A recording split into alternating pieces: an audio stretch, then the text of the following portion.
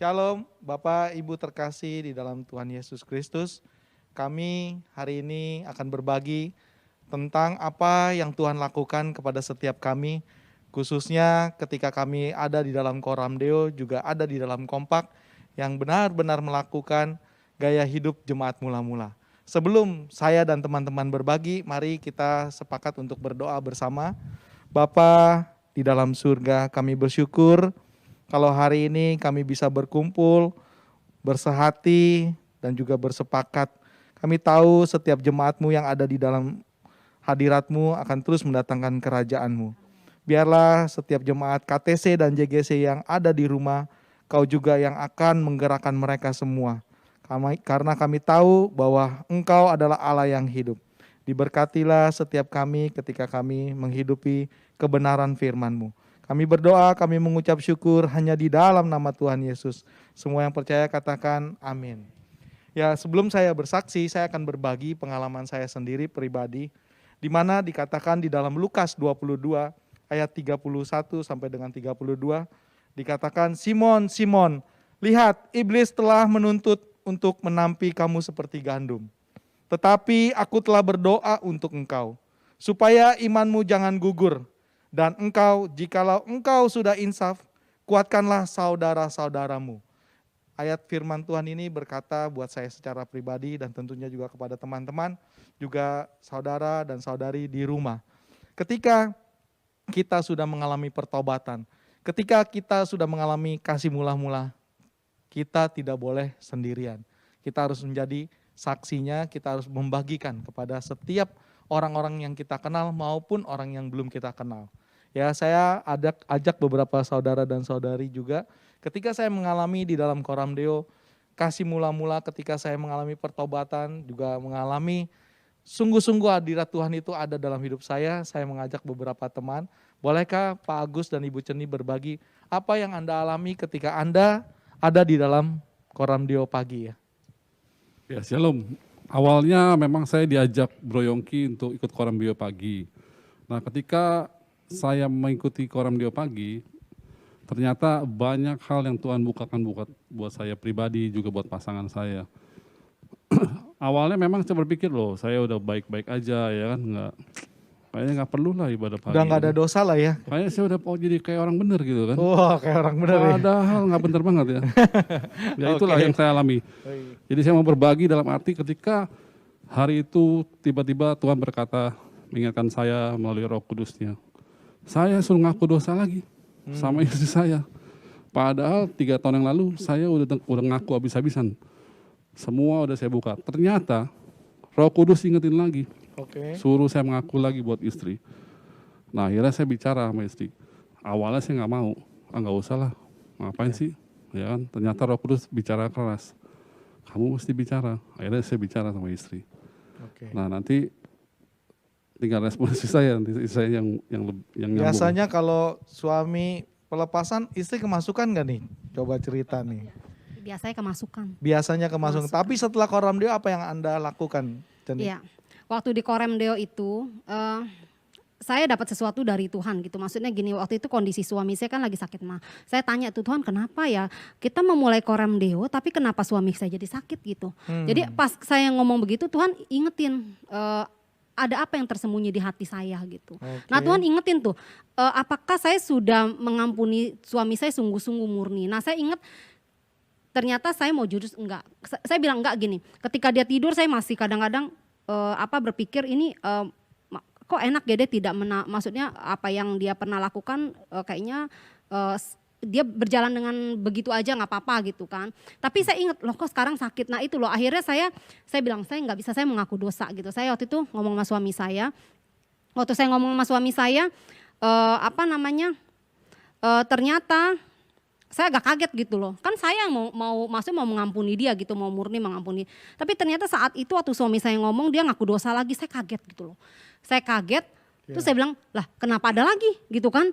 Akhirnya saya bilang, saya minta waktu 2 jam gitu. Saya minta waktu 2 jam, kemudian 2 jam itu saya ngomong sama Tuhan, Tuhan kok kayak begini, saya mau ngaku kenapa saya dapat lagi nih kayak gini, saya shock gitu, nggak nyangka gitu. Akhirnya saya diingetin gini, itu kan sudah berlalu 3 tahun, kalau misal Agus mau ngomong, nggak ngomong bisa gitu kan. Nah tapi saya percaya gini, berarti Tuhan emang lagi murnin kita berdua gitu. Nah akhirnya nggak sampai 2 jam selesai, akhirnya hati saya langsung cair, akhirnya saya udah biasa lagi sama dia, malah saya bisa dari hari itu saya makin hari itu makin lebih mengasihi dia, nggak seperti dulu lagi.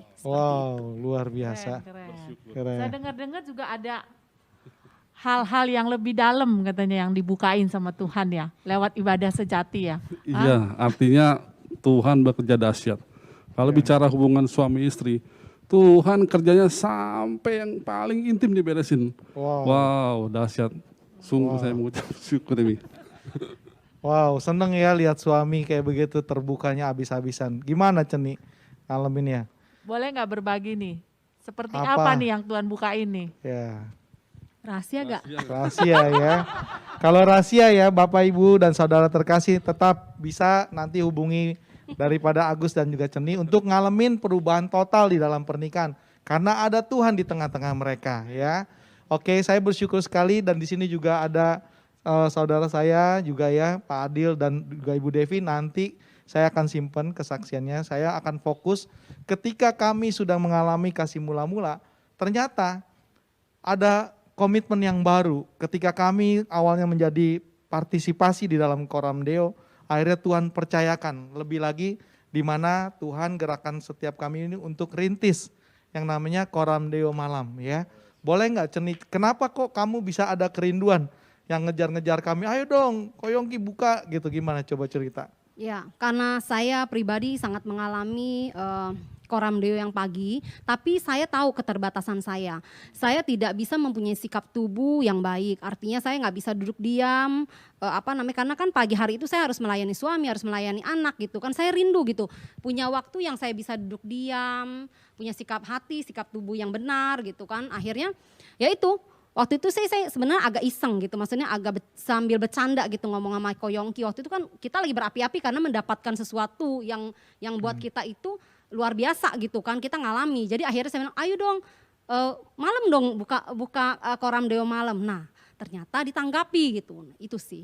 Wow, ditanggapi ya. Tapi ditanggapi dengan respon yang tentunya nih istri saya nih, kalau udah segala sesuatu dia langsung ambil action. Tindakannya apa nih istri saya ngomong sama teman-teman di sini khususnya? Ya, waktu itu karena kita juga ada kerinduan. Maksudnya mungkin bagi sebagian wanita ya, kalau aku merasa bahwa kita kalau di pagi hari kan kita sibuk ngurusin kebutuhan suami, kebutuhan anak. Jadi memang kita nggak bisa fokus untuk kita ikutin ibadah di pagi hari gitu. Nah makanya ketika Ceni berinisiatif mau dibikin malam hari, ya udah kita sama-sama komitmen gitu. Saya cuma bilang mau nggak komitmen, karena ini dibutuhkan suatu komitmen untuk kita bisa melakukan ibadah sejati di malam hari, karena itu juga bukan hal yang mudah ya, karena kan itu pasti makan apa. Kalau menurut kami ini jam-jam rawan, karena di jam 7 itu waktunya makan malam, waktunya berkumpul berkeluarga, dan itu memang butuh, menurut saya malah lebih butuh effort yang lebih besar gitu loh. Tapi akhirnya ketika kita sama-sama mau ya, kita komitmen, oke kita mau komitmen, akhirnya kita mulai dengan berenam ini. Ketika kita melakukan ibadah di malam hari dan diawali dengan 30 menit ya teman-teman ya. Diawali dengan 30 menit, kita mulai, kita doa, kita nyembah, kita sharing ya kan. Nah luar biasanya walaupun cuma 30 menit di awal dan 6 orang, ternyata banyak hal yang Tuhan juga bukain lewat Koram Deo malam hari. Nah mungkin Pak Adil sama Bu Devi cerita dapat apa nih waktu malam hari ketika kita mulai di Koram Deo ya. Iya. Kalau saya sih waktu di Koram Deo malam hari itu saya sih sebenarnya pada prinsipnya hampir sama dengan Ceni yang lain, karena kan saya pagi kerja ya. Jadi saya juga nggak bisa punya sikap hati yang benar. Tapi waktu di malam hari itu saya betul-betul full merasakan connect benar-benar full dengan Tuhan, dan saya merasakan bahwa Tuhan ubahkan mindset saya. Jadinya selama ini kalau saya kan berdoa kan membawa diri saya sendiri gitu kan ya. Membawa apa yang ada dalam hati saya sendiri. Sekarang enggak, saya malah Tuhan gerakan, kamu kan sudah diberkati dengan Koram Deo ini. Kamu harus bawa orang-orang yang ada yang Tuhan taruh di hatimu. Jadi malah saya saya lebih nggak fokus ke diri saya lagi, saya lebih berdoa untuk orang, Wow. berdoa untuk teman-teman, Yes. mendengarkan suara Tuhan. Itu saya benar-benar ngerasakan itu. Jadi luar biasa ya saya rasakan. Karena Wow. bukan di pagi saya tidak berfungsi, tapi di malam hari itu saya lebih terlibat benar-benar, Wow. blend menyatu di dalamnya gitu loh. Wow. Itu saya rasakan luar biasa sekali ininya. Thank you. Nah kalau Bu Devi nih ada perubahan apa nih sejak Koram Deo malam nih? Nah, kalau saya dapatnya saya bisa lebih belajar untuk berdoa baik untuk saya sendiri maupun untuk tubuh Kristus yang ada di Koram Deo malam. Terus saya bisa diajarkan untuk menyembah, saya bisa dibukakan lagi, pernah diingatkan dosa lama saya yang padahal saya sudah akui dengan suami, tapi itu diingatkan kembali. Jadi saya berpikir kenapa saya diingatkan kembali? Mungkin suami saya apa belum sungguh-sungguh mengampunin saya gitu. Mungkin apa saya belum dengan sungguh-sungguh dengan hati yang lebih sungguh gitu. Jadi saya confirm sama suami bagaimana, akhirnya suami bilang saya sudah memaafkan. Berarti mungkin hati saya yang belum benar-benar untuk minta ampun. Akhirnya saya dengan hati yang lebih sungguh-sungguh saya minta ampun dan kami sudah bereslah masalah Wow. itu. Wow. Yang saya- Ya, luar biasa ya ketika setiap kami mengalami perubahan, ternyata bukan hanya kepada kami, tapi anak-anak kami pun mengalami perubahan ketika mereka melihat sosok ayah dan ibu yang terus ada di dalam hadirat Tuhan, terus menyembah Tuhan. Nah ini bolehkah saudara Agus ya sama Ceni juga boleh berbagi apa sih yang terjadi perubahan anak kalian dan usia anak kalian umurnya berapa, boleh berbagi? Ya, melalui Koram Deo itu Tuhan juga ingetin pada kami berdua sebagai pasangan. Artinya kita jangan asik sendiri, ya kan? Kita cari Tuhan, tapi anak kita nggak kita bawa untuk cari Tuhan. Akhirnya Tuhan ingetin buat kami berdua bahwa kami harus mesbah doa sama anak kami. Wow. Yang anak kami ada dua, yang dua-duanya laki-laki. Yang pertama sudah kuliah, yang kedua kelas 3 SMP. Jujur ketika hari itu kami mesbah doa ya, ternyata Tuhan powerful banget. Tuhan bukakan banyak hal. Apa yang terjadi? Ya kan? Jujur terutama buat saya pribadi waktu malam itu, anak saya yang besar bisa dikasih penglihatan ke saya pribadi. Ya, ketika saya ngalamin ketakutan, anak saya bisa kuatin saya. Dia bilang, "Papi, ada seorang berjalan ya kan di jalan berbatu-batu, kanan kiri banyak pohon, tapi di ujung sana ada terang." Dan orang itu berjalan bersama dengan Tuhan di sebelah kanannya. Wow, saya nangis. Saya benar-benar merasakan, wah Tuhan baiklah. Yang kedua, anak saya yang kecil, dia tiba-tiba ngaku dosa. Tuhan ampuni aku Tuhan. Aku telah menyakiti orang tuaku, papa mama. Benar-benar kami lagi itu dilawat Tuhan. Ya. Wow. Ya. Ya. Awal Koram Deo malam itu saya ingat sekali itu hari pertama ya. Itu saya Wow. bersama teman-teman nih berenam.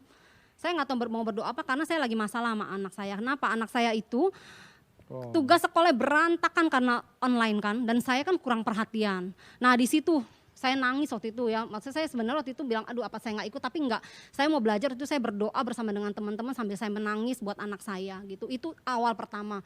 Nah hari-hari berikutnya Tuhan tuh ya tadi sampai akhirnya ngalami anak saya seperti tadi Agus bilang, dia mengaku dosa gitu kan, terus saya juga dibukaan Tuhan waktu kejadian masa lalu, bagaimana saya waktu itu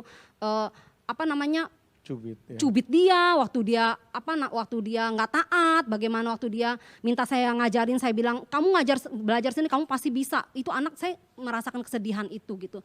Nah bagaimana juga Tuhan ingat saya buat berdoa berdoa superior waktu itu ya. Waktu itu saya udah gak bisa ngomong, saya cuma duduk, saya diem. Terus saya ngomong, Tuhan anak saya diciptakan adalah sebagai anak yang taat, anak yang bertanggung jawab, anak yang penuh perhatian. Saya ucapin kata-kata itu terus menerus, itu cuman sebentar waktu saya duduk diam, saya nangis, saya ucapin selesai. Saya nggak mau komen anak saya. Tapi ketika saya datang, terus saya tepok dia gitu. Itu saya lihat perubahan wajahnya yang tadi yang nggak happy jadi happy. Setelah happy saya diemin aja gitu loh. Maksudnya saya seperti tidak terjadi apa, hati saya pun Damai sejahtera. nggak merasa apa sih Wow. marah gitu, udah enggak gitu. Terus saya diemin, Tuhan mau kerja apa gitu ya. Tahu nggak teman-teman, ternyata yang Tuhan kerjain adalah saya tidak melakukan apa-apa, tapi anak saya dia minta maaf sama gurunya. Dia Wow. lakukan tugas-tugasnya dengan sendiri sampai Wow. hari ini tidak ada lagi tugas-tugas yang keteteran, itu nggak ada lagi. Dan Wow. saya sangat melihat perubahan anak-anak saya, 2 anak ini ketika inilah waktu kita koram deo bersama-sama. Ternyata Tuhan tidak hanya beracara kepada kita tapi juga sampai ke anak. Wow. Gitu sih. Keren ya. Sungguh diberkati ya. Keren. Saya percaya Bapak, Ibu, Saudara terkasih juga akan mengalami seperti yang kami alami. Ya. Dan saya juga bersyukur ketika kami koram deo, saya mau ingatkan kepada Bapak, Ibu terkasih di rumah, bukan hanya kita melakukan koram deo. Yang paling penting adalah kita melakukan gaya hidup jemaat mula-mula di mana kita siap diutus berdua-berdua. Sebelum kita diutus tentunya kita diperlengkapi. Apa yang kita diperlengkapi adalah ini. Kita buat jurnal pribadi ya Bapak, Ibu, Saudara terkasih. Kami membuat jurnal pribadi. Pribadi saya menulis pesan Tuhan.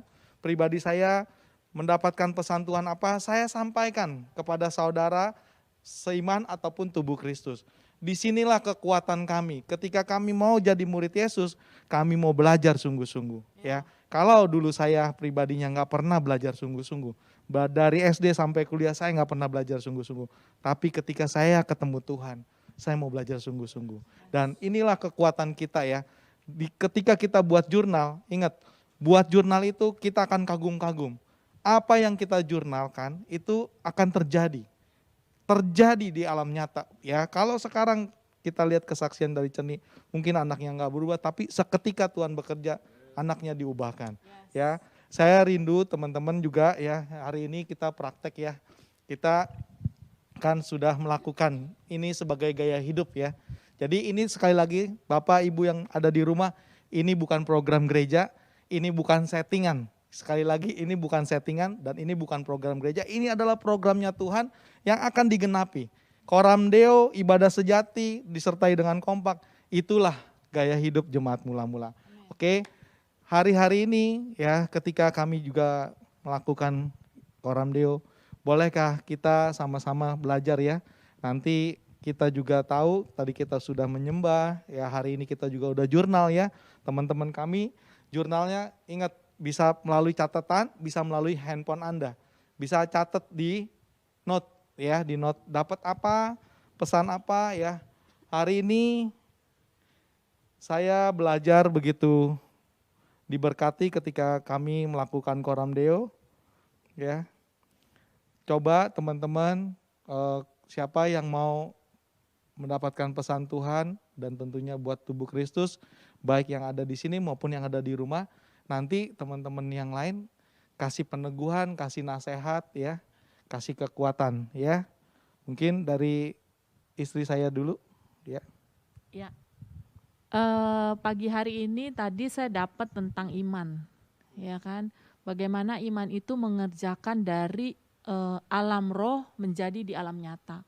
Jadi terkadang saya sendiri merasa saya udah tahu nih, maksudnya di alam roh sudah terjadi, tapi saya nunggu-nunggu di alam nyata tuh kadang aduh lama banget ya kayaknya, aduh kok nggak, maksudnya nggak sesuai dengan ekspektasi dan waktunya saya gitu loh. Jadi saya kadang suka memaksakan gitu kan, memaksakan Tuhan untuk mengerjakan apa yang harusnya terjadi di alam nyata, padahal belum tentu itu menjadi kehendak Tuhan. Jadi hari ini saya belajar bahwa ketika saya punya iman, bahwa saya percaya, saya tinggal menunggu waktunya Tuhan, biar nanti Tuhan yang mengerjakan di dalam kehidupan saya. Yes. Itu hari ini saya belajar tentang iman itu. Gitu. Nah, bagaimana saya mendapatkan iman itu ya lewat firman Tuhan. Karena kan iman timbul dari pendengaran akan firman Tuhan. Jadi memang setiap hari saya harus bersekutu lewat firman Tuhan, karena nanti firman Tuhan yang akan menguatkan saya, firman Tuhan yang akan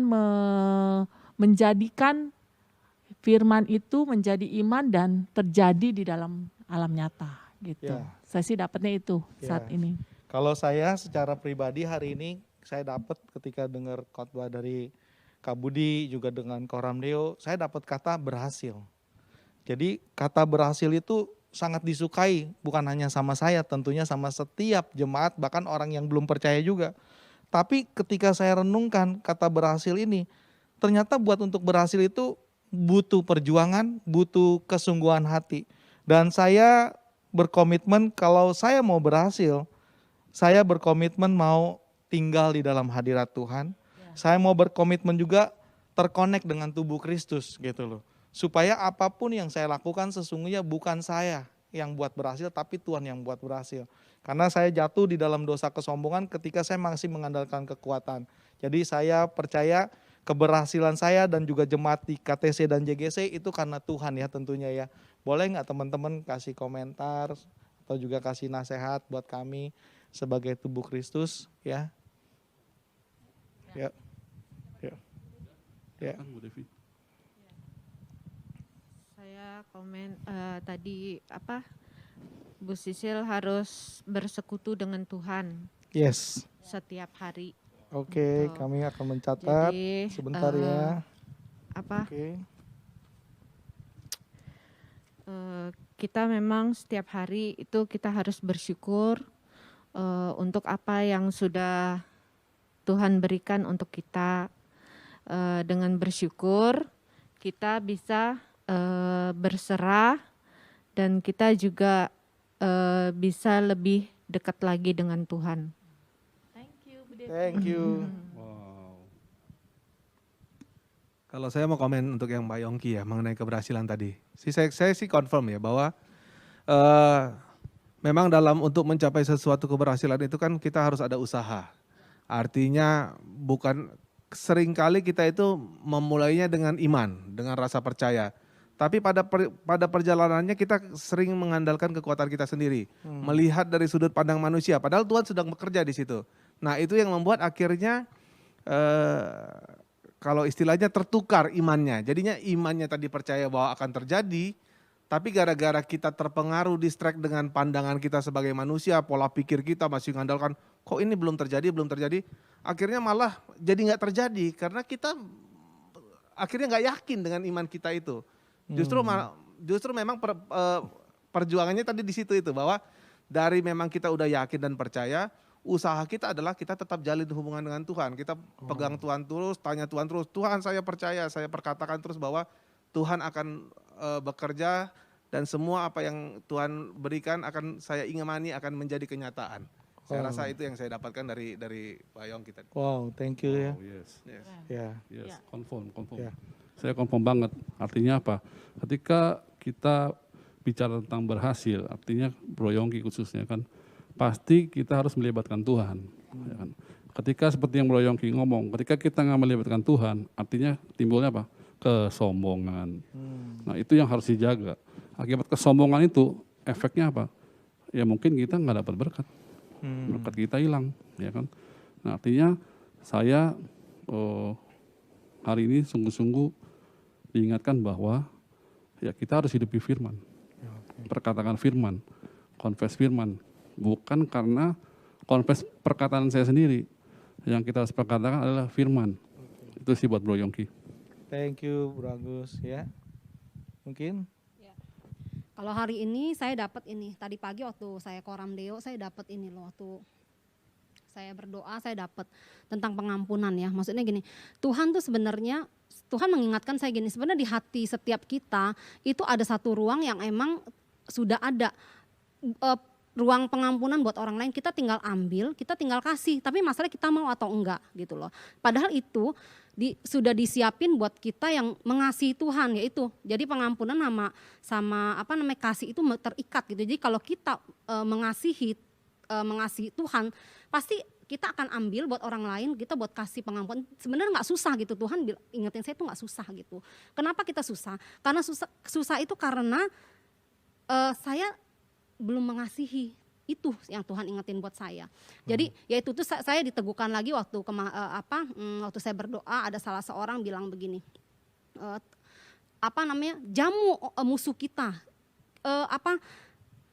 Duduk bersama dia, jamu musuh kita, beri dia makan sekenyang-kenyang, kita jamu dia. Terus saya dapat gini, nah ya ini nih harus kita lakukan gitu. Mestinya saya harus lakukannya seperti itu. Maksudnya sekalipun itu musuh, kita tetap harus berdamai gitu, tetap harus memberikan yang namanya kasih itu, tetap harus kita lakukan baik. Sekalipun dia bilang, sekalipun dia mencemooh kita, sekalipun kita tidak mendapatkan perlakuan yang baik dari mereka, tapi yang kita lakukan adalah menjamu mereka. Itu saya toyeng banget tuh hari ini.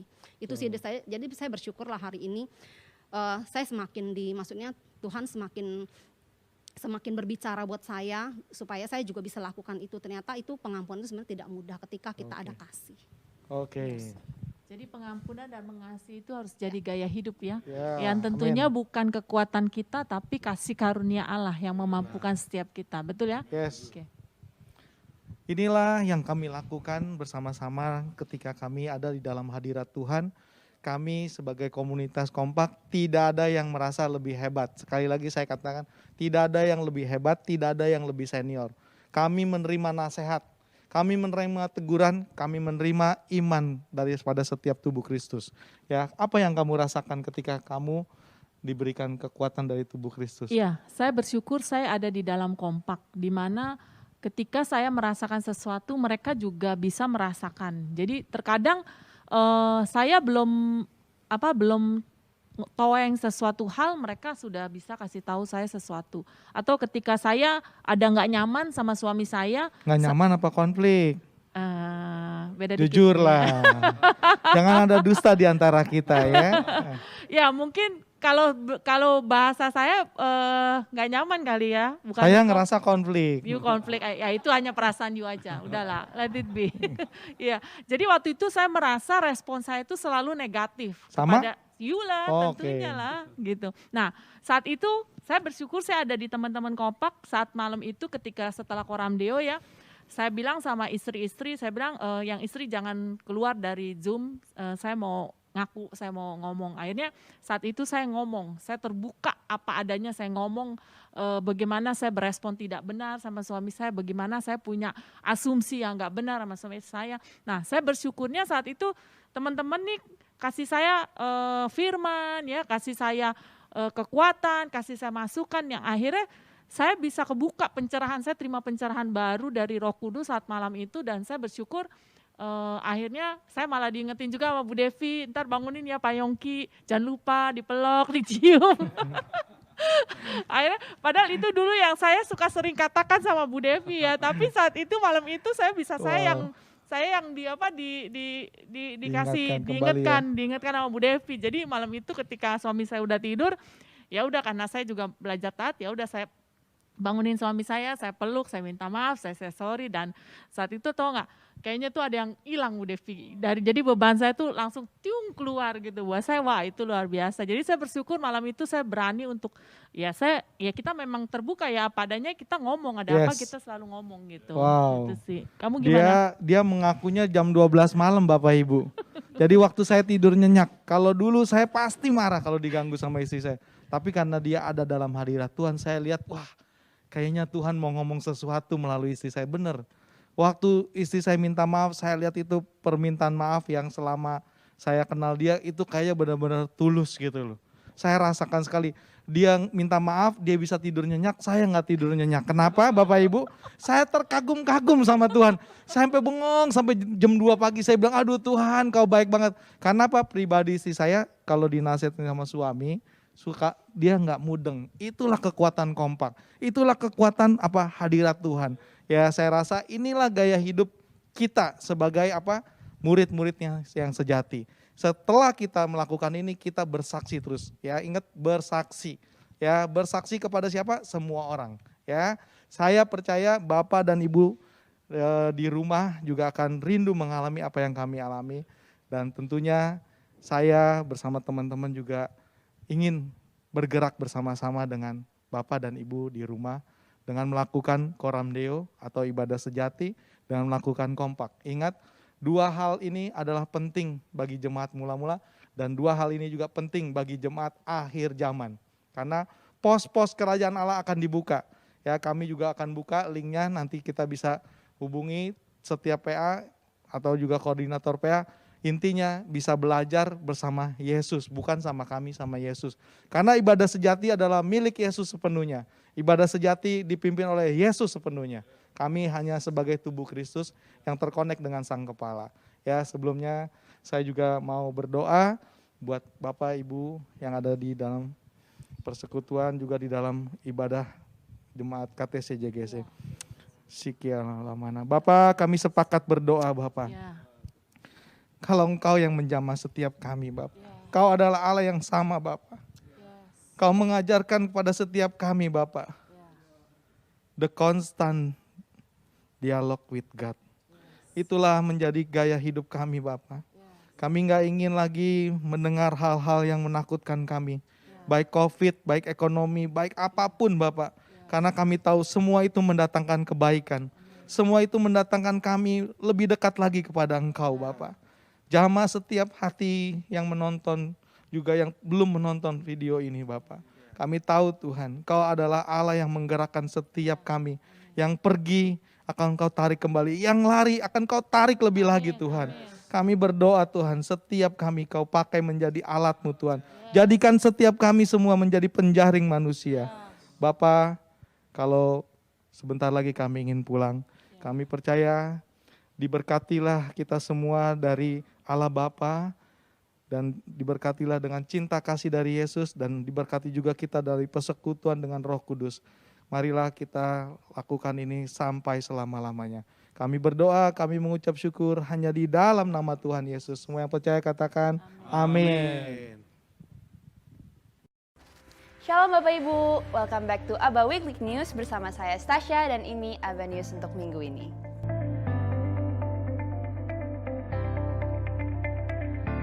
Yang pertama, kita akan ada doa sepakat pada hari Selasa, tanggal 1 Desember 2020 jam 8 malam melalui Zoom.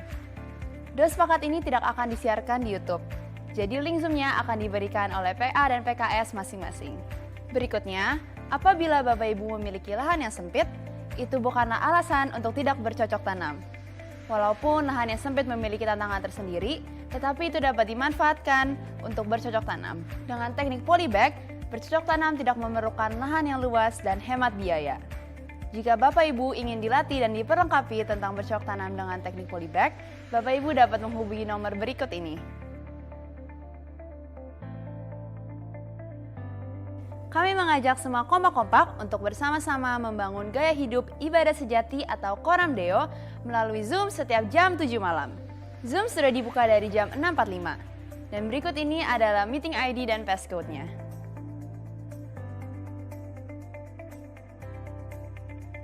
Selanjutnya, setiap Rabu mulai 9 Desember 2020, kami akan mengadakan Aba Talks melalui live Instagram. Apa itu Aba Talks?